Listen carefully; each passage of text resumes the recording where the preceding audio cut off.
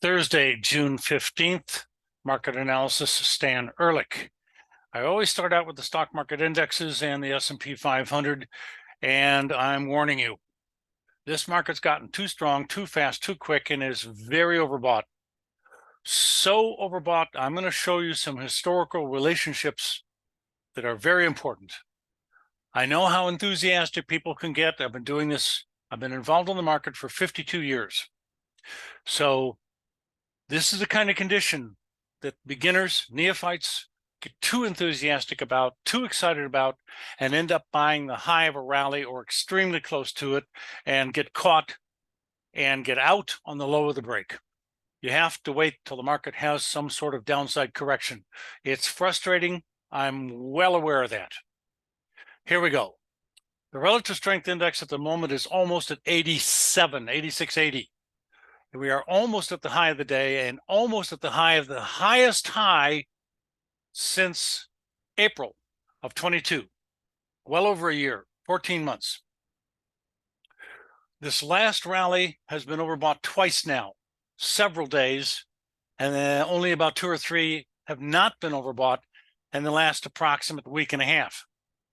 These are the prime conditions for markets to end up all of a sudden like opening lower and dropping very sharply, or reversing during the day and creating reversals like we saw at a very important turning point, April 4th of 22, and almost the top of the market way back in November 22 of 2021, and many other occasions. But I would love to have a bearish red engulfing ER sell signal anytime, including today, maybe tomorrow. Another comment: markets tend to close extremely close to the high of the day on the high day. So it really, really looks good when it's not. Trading, investing, etc., is a counterintuitive activity. What looks really, really bad is, in fact, cheap and really, really good in the long term. I quote October 13th last year, the bottom of the 2022 bear market and the beginning day of the 2023, as I call it, bull market, which is obviously well underway. But we're nowhere near a high of any long-term significance. I think we're extremely close to a high on a short-term basis for a week or two, maybe a little bit more. Let's look at this RSI again. We are currently at around 87. The last time it was 87 was, sure enough, August 16th of 2022, the high day before the crash down to October 13th, which took about a month and a half. Now, what's the next time before that? Way back in November 4th or so, 5th of 2021, when the market started to top out and it was overbought for about a 2-week rally. It didn't end up being the highest high, but in general, that was the beginning of the top of the market before the bear market started.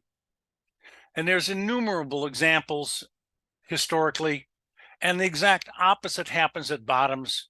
If you look at very, very low RSI readings, like 15-ish, you'll see that almost every one of them produces a turning point back up again, or very close in time and price to a turn back up.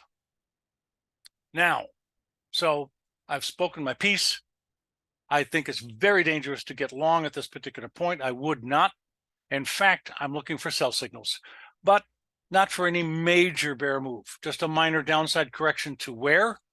Well, the market begins to have some support a few days ago at around 432, but that's the beginning. There is a gap to close at around 424, and that's a small gap, but gaps are almost always closed, so it's not out of the question whatsoever, and it's probably my most likely choice for the downside correction to end and to begin another bull move up. That's enough for the spider. I'll go into more detail if I need to, and probably will in the next few days, the DIA is right smack at or a little bit above a major resistance level that stopped it a couple of days ago. If today, which seems quite possible, it comes back down and closes below Tuesday's high, and Tuesday's high on the Dow Jones DIA was 343.63. So at 344.35 at the moment, it's not much down. That will be a new high without closing above previous highs, and it has some bearish connotations. So that could be the beginning. That's another thing to look for. I can't help it. We're very close to overbought. We were overbought a couple of days ago on the DIA. It's got problems a little bit higher. I think it's about to top out. Now, the Qs, QQQ, they have been the biggest, strongest, best rallying index since October 13th.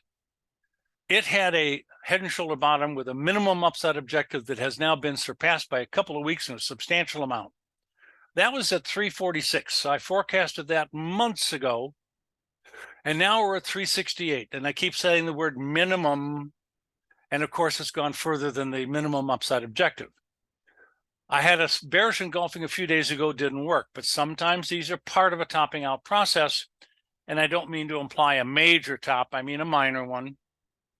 There's a gap to close down here at 333-ish or 334 area, 335, and we're at 368.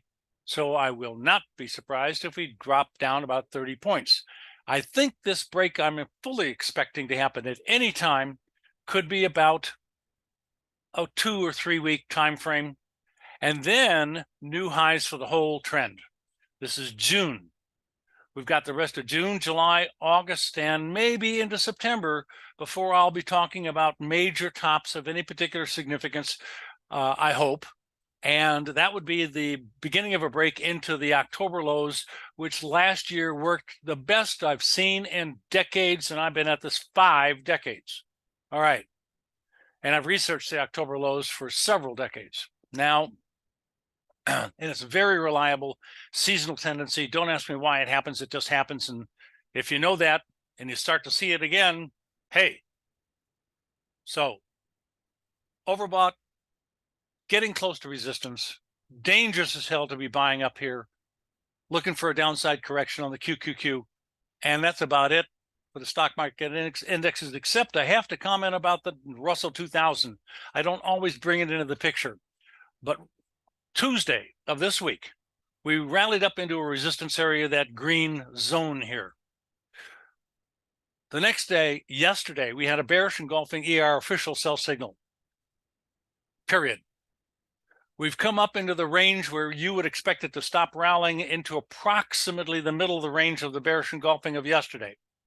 From this point, I fully believe, expect, and think that it's going to start to drop. It may have already started. We're a little bit from the high of the day, not very much, certainly not very convincing so far in terms of softness or weakness.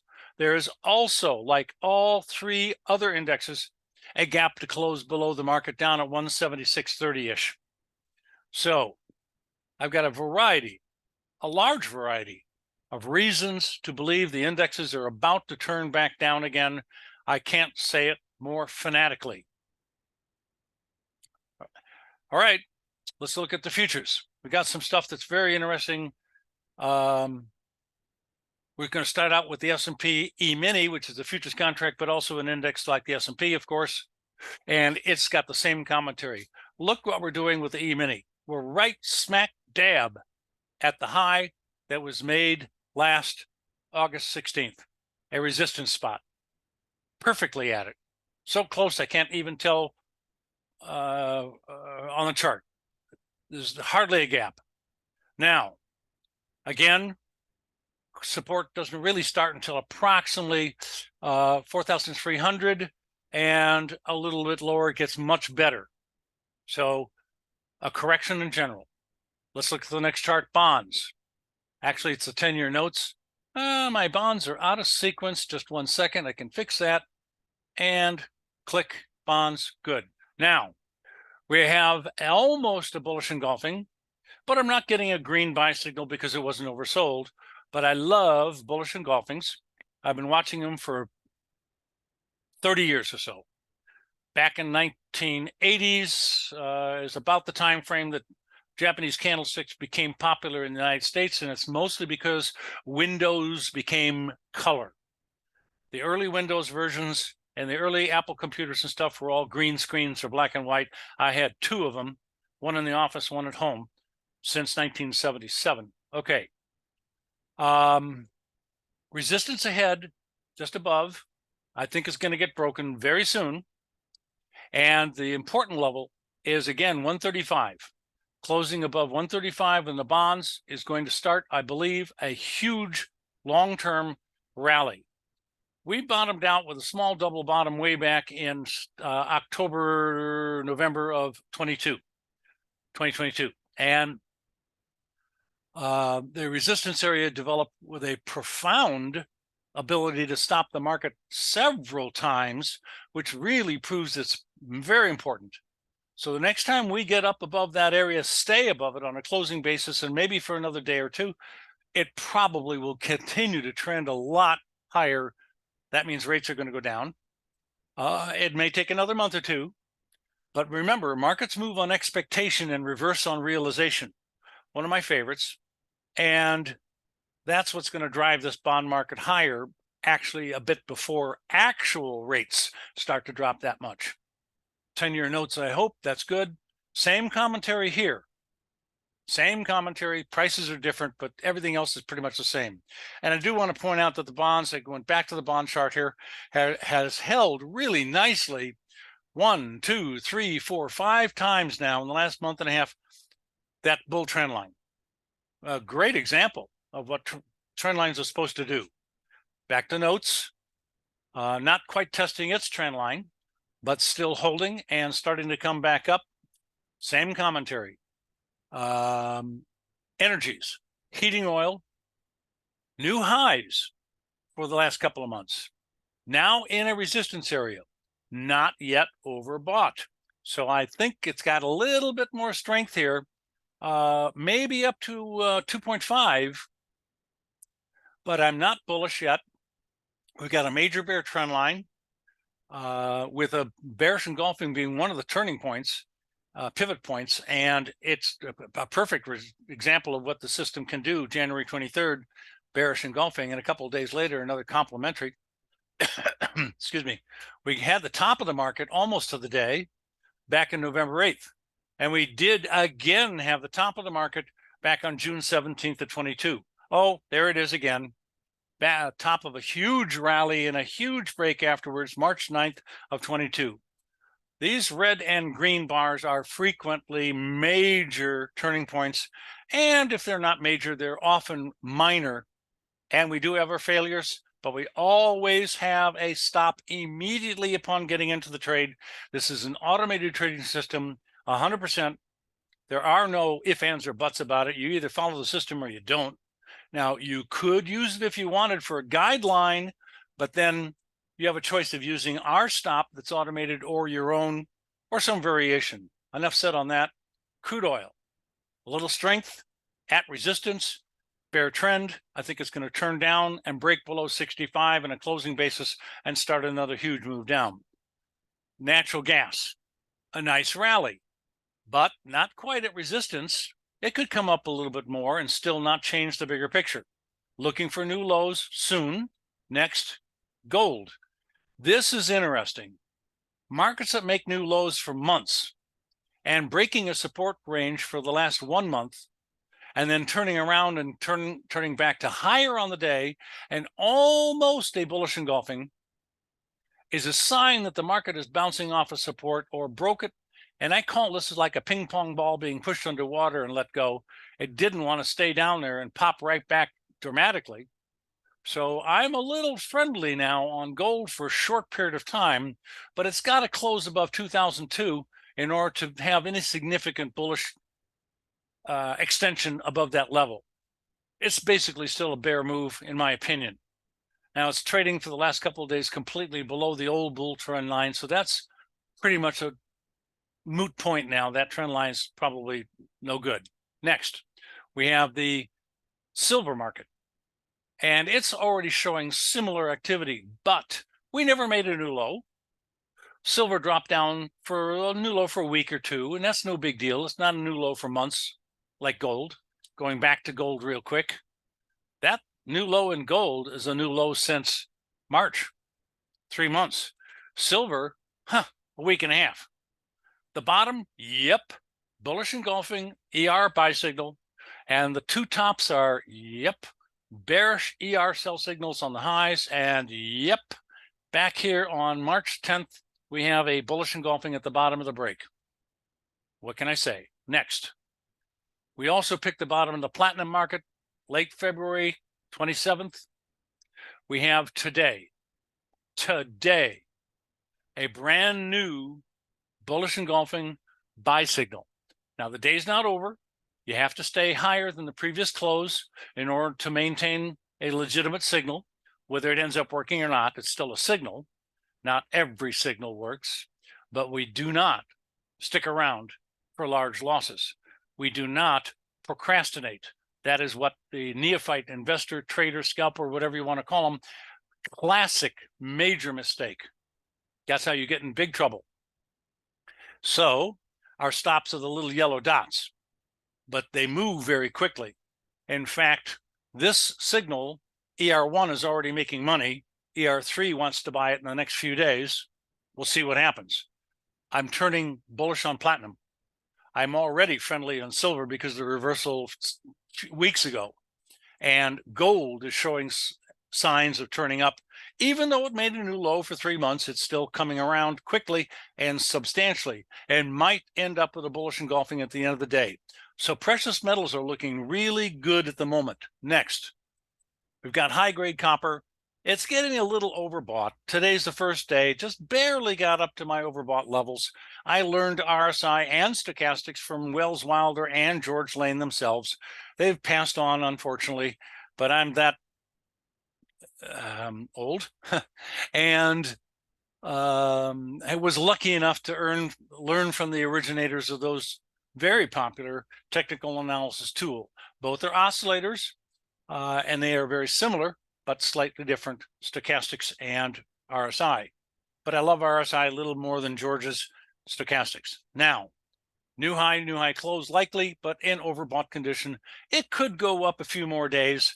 I don't see a trend change here. I see resistance above the market, and you're overbought. It implies it's about to turn back down in copper. Next, soybeans, very similar story. Coming up into resistance. Trend is down lately for the last few months, most of this year. And we got oversold in a support area and bounced off of really accurately a very old low on July 22 of 22. And that was only a couple of weeks ago. And we've already moved up from 1268 or 9 all the way up to 1423. That's a heck of a rally all by itself. Now, we did get a bullish engulfing ER buy signal in the middle, but unfortunately it wasn't the lowest low like we often get in many symbols.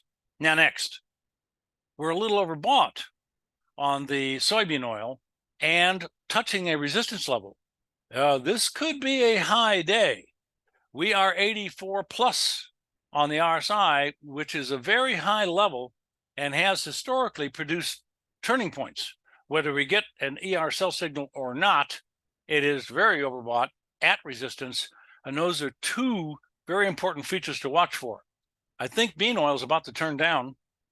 Soybean meal, challenge support today, bounced off of lows only a couple of weeks ago, and is turning up slightly. I can't get very excited about this. I think it's not going to go very far and turn down into new low ground soon. Basically bearish on grains across the board. Corn at a major bear trend line, stopped a couple of days ago there. And I do think the market's going to run out of steam. And if it starts to close below 600, it could very well continue to slide down. So looking for failure on this rally. closing at, I don't know, 628 or higher might start to change my mind. We'll see what happens. Next, wheat. Bear trend, obviously, pointing out that we got the top of the market at the beginning of the war to the exact day, March 8th, with a giant ER sell signal. Absolute classic combination, and very, very difficult for most people to trade because it was screaming higher. I mean, literally the maximum scream, until finally it topped out with my reversal. Okay, so there's a slim chance it could get back up to 744, but I kind of doubt that. I think 675 is more likely to stop it, and we're pretty close. Next, cattle. We just had yesterday a brand new sell signal, and today we have a lower low and a probable lower close. It's starting to work already, and this is the day after the sell signal. Plus, we had a sell signal at the very top of the cattle market on June 7th. I screamed bloody murder at the time, just like I did yesterday for that sell signal. And I'm looking for lower levels, at least down to 163, 164, and maybe a bit lower quickly. Take a week or two at the most. Next, live hogs, oversold, rallying out of the oversold condition, now overbought. The rally is probably over or very close to being over. We're starting to get up into some resistance areas. I don't think it's going to continue too much more. I'm looking for sell signals. Next, OJ bounced off of some support. I don't have too much more to say about this. A little concerned that it could be building a major top of some sort, so I'm going to pass on comments. Cocoa, overbought, likely to turn down, already had a sell signal, didn't work, but again, they are sometimes part of the topping out process because they cluster during about a month period. You could have 2, 3, or even 4. I don't think I've ever seen 5 in a month, but I've seen 4 a few times, and 3 of them more often, and 2 of them frequently. So we just had a couple here, but it didn't work, but nevertheless. Okay, looking for sell signals and a downside correction on cocoa at a minimum, probably 3,070-ish. Next, cotton, boring, no comment. Next, sugar, full trend, obviously. No particular comment at the moment. Not high enough to get concerned. Trend is up, could make a new high. And we're back to the E-mini. You guys have a great day. Talk to you tomorrow.